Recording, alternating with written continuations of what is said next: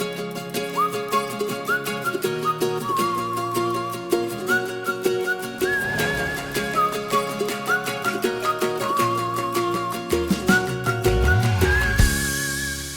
everybody, it's Joe Parra, founder of the Ladies Working Dog Group. Are you feeling stuck with your gun dog training? Trust me, you're not alone, and that's exactly why you need to be here. Every week, we're bringing you the best tips and hacks to make training your gun dog easy peasy. We'll keep it straightforward, no fuss, just actionable guidance that you can put straight to use. So let's get started. Hello and welcome to another episode of Found It Fetch It. This week I'm going to be talking all to Amy Weeks about From Field to Friendship, her journey in the shooting and gun dog community. How are you today, Amy? I'm very well, thanks, Joe. How are you? I'm really looking forward to this call because you sent me a delightful email telling me loads about your journey, and I love it when I get emails like that because I find out so much about somebody, about one of our members that maybe I didn't know before. So before I start asking you a million questions, so that the listener can catch up, can you tell us about how you got started in the shooting and dog community?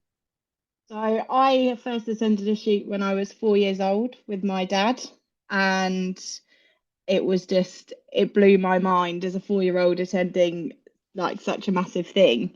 And then it just progressed from there. My dad took me to the shoot with a friend, so it was a friend shoot we went on.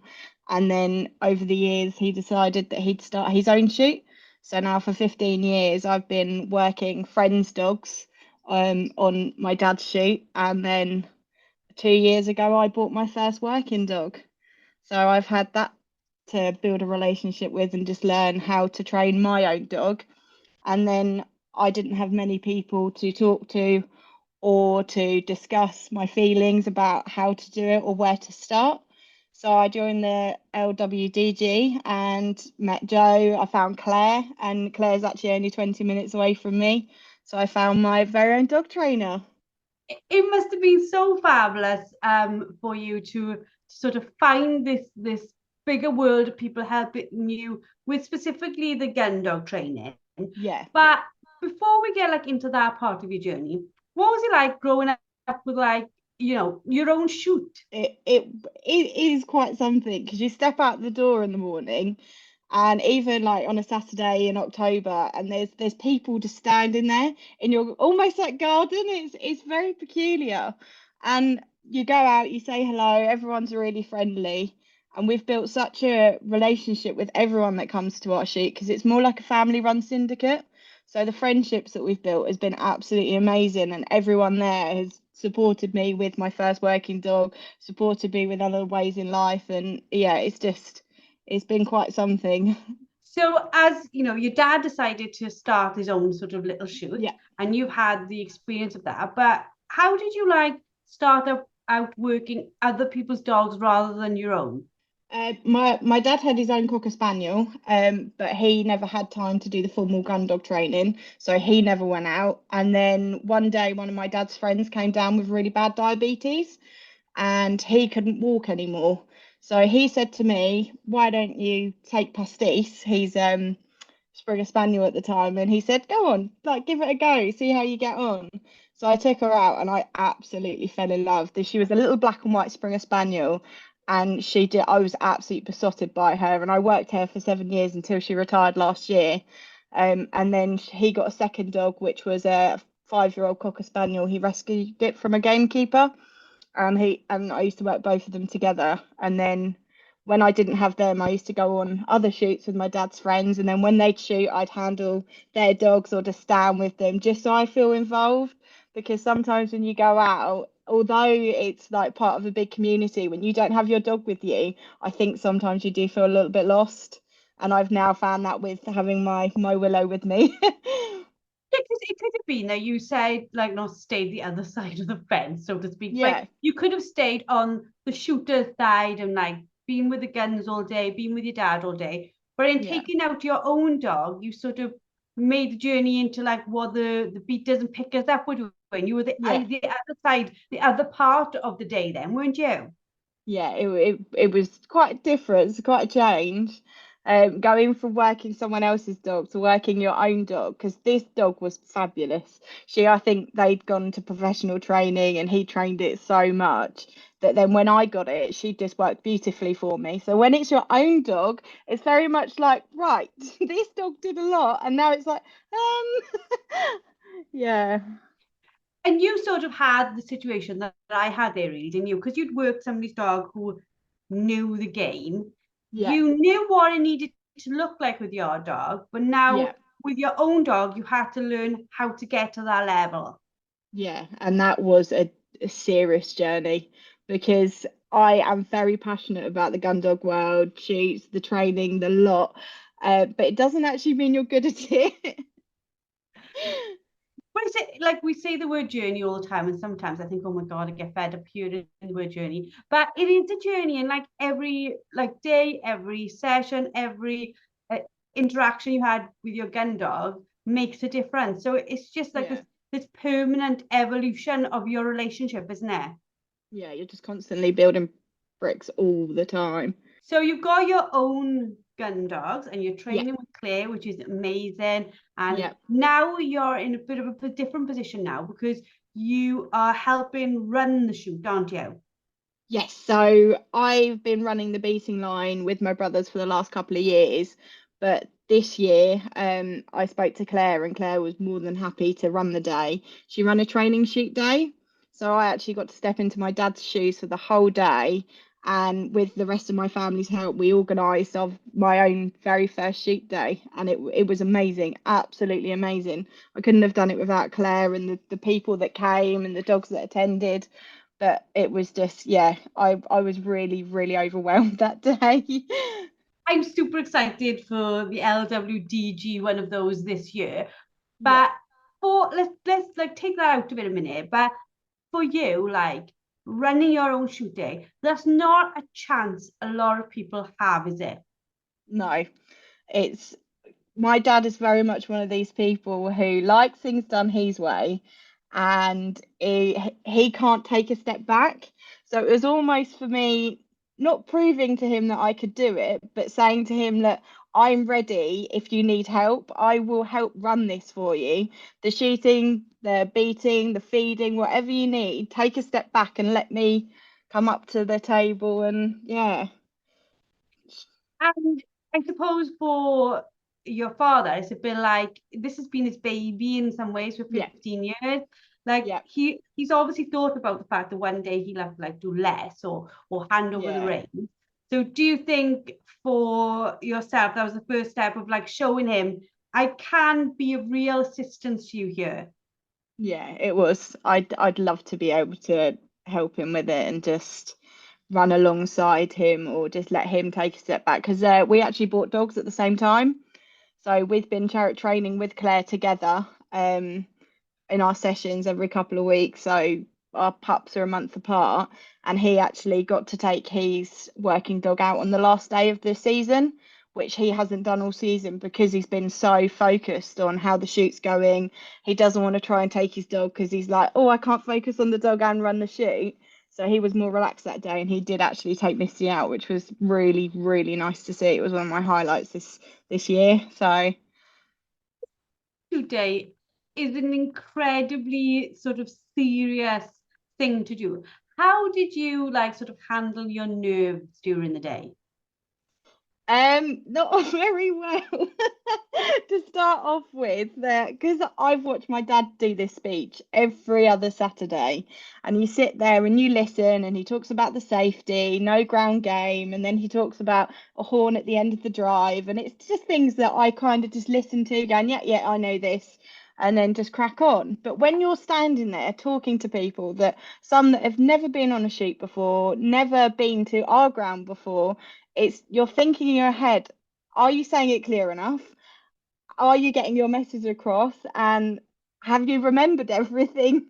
I should have taken a little bit of paper for a speech, but yeah, I did. I was at the end of the day, someone did say to me, like, you did okay, but you forgot this or you forgot that, which was quite nice that they let me know so then I could tell people. The horn was one of the things. But, yeah. You think about it now, though. This is you swapping over. You start like with your dad. You're on the shoot side, shall we say? Then you go over to the dog side. You spend loads of time over there. And yeah, you've been listening to different stuff, but you've been primarily focused on you and your dog. And now you've Yeah, been back over the fence, so to speak, to be like leading the shoot. Did you think that it would be harder or easier than it was? Did it give you more respect for like what your dad actually does? 100%. I literally, he was actually on another shoot that day, so I had no support from him. He said, if anything goes wrong, obviously call me, but he wasn't there to witness it. So I think that was the hardest thing, that I couldn't just go, Dad, have I done this right? Or Dad, have I done that right? Which in a way was a nice thing because I had to kind of get on and do it. But yeah, afterwards I met him in the pub, and the first thing I said to him was, yeah, no, I definitely have a new respect for you in this because it was a lot harder than I imagined. So, It was incredibly brave of him, but obviously it was incredibly sensible of him because had he been there, yeah, people would have automatically looked to him. Without yeah, him there, it sent a very clear signal, didn't it, that Amy is in charge. yeah. I think he would have interfered too much and I probably would have told him off. But So, what on the day, like obviously you've got this all going on and you had a lovely day, and there was lots of people there who hadn't been on a training day of this type before. So there was a lot to handle with that as well, wasn't there? yeah, Claire did most of the picking up team. I took the spaniels and did some of the beating team, but it was just trying to. Claire has only actually been to our shoot once as well, so it was all new for her, and she did an absolutely amazing job of not only navigating herself and working out where she should be and the other picking up team should be, and watching all the dogs and their different abilities, but as well as getting used to where she is. And then it was sort of radioing across. So I had my partner helping me as well. My cousin came down and helped. Yeah, so it was quite a team. So why do you think shoot days are really important for like building friendships and connections? Because this wasn't a standard shoot day. This was a training shoot day, wasn't Yeah, it? yeah. So we are at a stage now in our shoot where we'd like to see the next generation come through of dogs, of people. And I think it was a way as well of getting more people involved in the shooting community so they can see it isn't just a sport, it is a friendship, it is a place where you can make friends and grow. So hopefully we'll do another one in October and we'll bring more people into it. So how do you think the new handlers and the dogs benefited from like attending it? I think there was less pressure for them because I actually attended a shoot for the first time with my dog. And as a new person going into another person's shoot, it's very daunting because everyone runs things differently. And you're always worried about, is my dog going to run in? Am I going to pull too much forward? Am I going to go the wrong way? And is my dog going to run into the next drive by accident?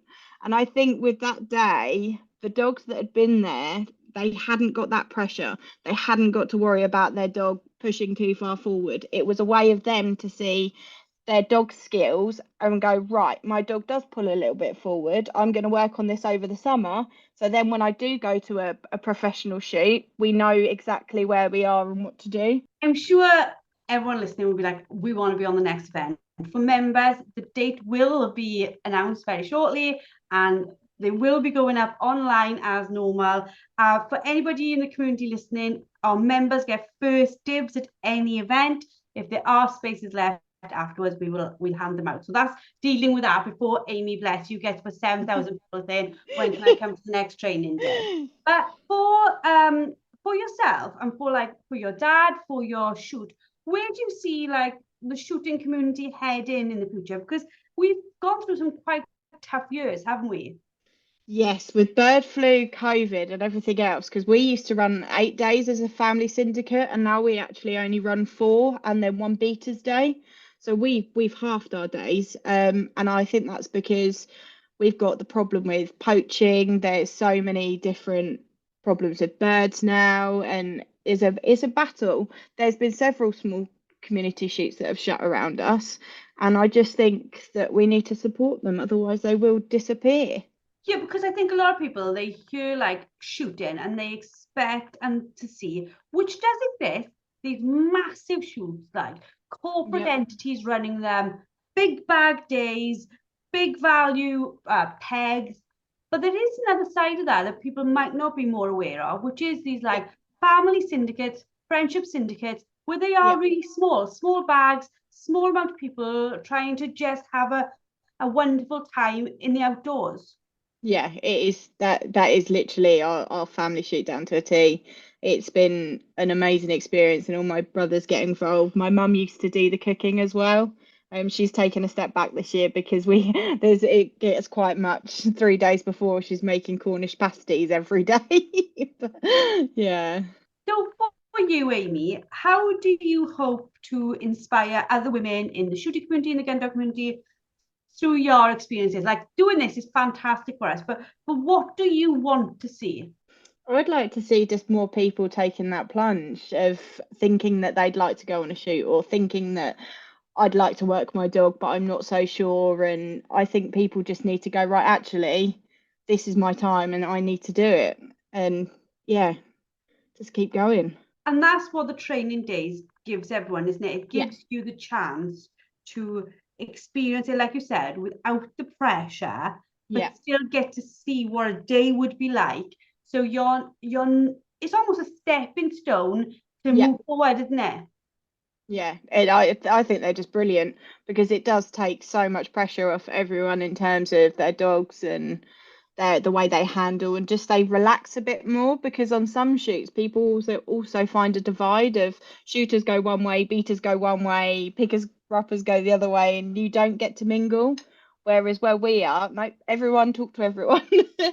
And that in itself is lovely because, again, if you pick up or you're a beater on a corporate shoot or a bigger shoot, Yeah, um, through nobody's fault, you just really don't even get to see each other because you're in different places at different times all of the time. yeah, yeah. You do. Sometimes you don't even cross paths. So for us to sort of like start wrapping this up, I'm sure everybody listening has been absolutely enthralled. Where do you see, firstly, your gun dog training going forward, but also do you see like a long-term plan where, you know, your dad will give you more and more chance to lead? And is it something that you want to continue well after your dad's not past doing it, but he doesn't want to do it anymore? If that even comes, I don't think that even comes. You know what I he mean? he is 60 this year. Yeah, I'd love to be able to progress with Willow. She only turned 2 a couple of weeks ago, so we're still at the start of our adventures together. And my partner has now got a working dog as well, so I hope this year we'll be able to work alongside each other, which would be absolutely amazing. And then, yeah, if my dad ever says to me, right, I'm going to step down, do you want to continue? Even if I didn't run a formal shoot as he does now, but run training days, I would still love to do that because then more people might get involved because there's no added pressure of them joining and then you have to stay for the full season. You can just come for the day, see how you find it, and if you don't like it, then you know not to come again. But yeah, I'm sure everybody comes falls in love with it because the amount of our members who start off saying, I'm never going to take my dog on a shoot, I'm not yeah, interested in it. And then 2 years later, they're like, I've just been to a shoot. It's yeah. an amazing progression. And whilst it's not in any way essential for those who do go on that journey, I think it's fantastic for them to see their dogs in that environment, isn't it? Oh, it is. The joy that I get from seeing Willow do something that she's naturally bred to do is such a buzz. Just seeing her hunting, and a couple of weeks ago we were out and she flashed a bird, it got shot, and then she retrieved it, and it was just like she did the full circle, and yeah, it was really good. Well, it's been fantastic talking to you. As a member, any of the members listening, you can talk to Amy anytime in the Facebook group. She's there with us all. She's on most of our live coachings. You can find her anywhere at all that you want to. For people who are inspired by Amy's story, I think there's many places in there, Amy, that you can look for, not just for training days, but advice. You've got like large Yep. organisations like Basque and things like that can tell you lots more alongside us. Yeah. I actually got posted on Basque Women this weekend. Which is incredible. Like, that's Yeah. literally what this is about, isn't it? And so you Yeah. should be. You know, you've done a fabulous thing, and you know, you're talking about developing the next generation. And in many, many ways, you are the start of that next generation. Yeah. I'm very excited for the October season already. Well, Amy, without a doubt, anybody listening to this can hear your passion and your like enthusiasm for the sport and for the dogs and for training is absolutely there to see. I hope any of the listeners have been like really inspired and felt uplifted by this about like what you can achieve, because even if you are not running a shoot for the day like Amy did, sometimes we can send ourselves really big goals that we can achieve, can't we, Amy? Definitely. 27-year-old me would not believe that, like, this time last year without Claire and John, and yeah, there's no way I would have been able to say at the end of the season I have helped run a shoot day. So yeah. And it is wonderful the support that you found, like within like Claire and John are absolutely amazing, but you know the training community can be such a big support to people who want to Yeah. go on this journey because they know what you need to succeed. And it's the same. Although I've been in the shooting world since I was 4, to find friendships was a struggle with people my age. So joining the LWDG, I think I've been a member for nearly 3 years now. So yeah, it's been great to have that support system as well. Yeah, and even down to like me and you have met Yeah, regularly in like in the game fair and things, and yeah, and at events, and like even that is so lovely to see because you meet friends of different ages and at different yeah. stages, but you've all got this like common goal, this common love, which is for training your dog. Yeah, everybody loves their dog, and it's so nice to find a community of people you can talk to and bounce off that all share your same passion. It is just, yeah, it's amazing. Thank you so much for talking to us. Thank you to your dad for giving you the opportunity to talk to us about this as well, because you know I think you should take it as a big like pat on the back that he actually entrusted you, like I said, at 27 to do this. It shows his belief in you going forward of what you can Yeah. achieve. For anybody listening who's like, how can I get a shoot? How can I do this, etc.? You can find all that information on our blog. Just go along to our website, www.ladiesworkingdoggroup.com, and you'll find loads and loads of free content, loads of free support, and a load of free training as well. If you need any further assistance or advice, feel free to reach out to us. We're always here to help you. If you've enjoyed, please subscribe, please review, and we look forward to seeing you all next week. That's it for today's episode. A massive thank you for tuning in. Don't forget to head over to the LWDG and sign up for our membership.